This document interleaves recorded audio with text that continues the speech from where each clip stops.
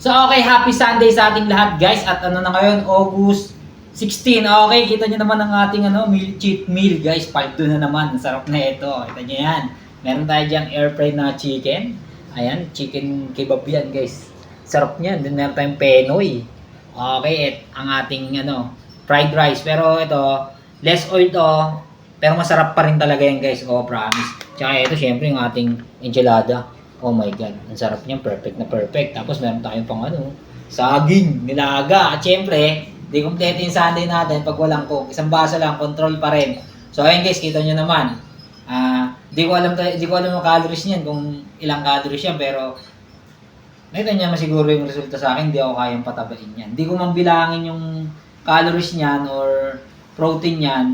Yung katawan ko is na-maintain ko pa rin. Guys, 2 beses ako kumakain ng ganitong portion. Same meal, same portion sa isang araw para di na ako nalilito. Ayun talaga yung technique ko.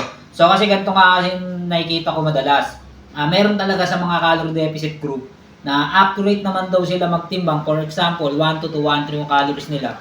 Ayun lang daw talaga yung naukonsume nila sa isang araw. Pero, hindi pa rin nila makuha ng maayos. Parang nadadapa pa rin daw sila. Ang pinaka-common na nagiging problema nila guys is nahihilo sila, nanghihina sila, nanginginig sila sa gutom. At alam ko kung bakit din kasi minsan baka biktima sila nung sinasabi madalas sa calorie deficit. Pwede mong kainin lahat basta pasok sa calorie budget mo per day. Yun nga, yung problema nga ba puro calories na yung binibilang nila guys, di ba? Puro calories na lang, wala nang sustansya.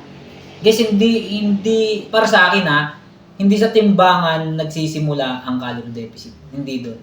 Sa tamang portion yun ng pagkain, sa balanced nutrition. 'Di ba? Sa dami. Ayan, for example, ako isipin niyo malaki lang yung volume ng kinakain ko. Ayan, mukhang marami siya, mukhang powerful yung calories niya, pero hindi ka ba alis? Overtime ka. So, ayan, kita niyo naman ang laki lang ng volume niya, pero less calories siya, natigit sa lahat guys, busog ako dyan. Ito yung mga meal ko na kumbaga quality. Ayun, meron pa akong saging. Okay. Kasi kahit mag-consume ako na ito ng 3 beses sa isang araw ganito, pasok pa rin talaga to sa sa calorie budget ko sa isang araw. Alam mo bakit? Kahit hindi ko siya tinitimbang, alam ko siya kasi ganyan yung ginagawa ko matagal na panahon na. Tapos syempre, regular exercise, kita nyo naman, hindi ako tumataba. Hindi na ako bumabalik sa 90 kilos. Kahit nga 80, hindi ako makabalik dun eh. So sabi ko nga, kung gaano kasimple ang meal prep ko, gano'n lang din yung kasimple. Kung sa pagkain ka tumaba, syempre sa pagkain ka pa rin talaga papayat. Sama mo lang yan ng regular exercise. Ciao!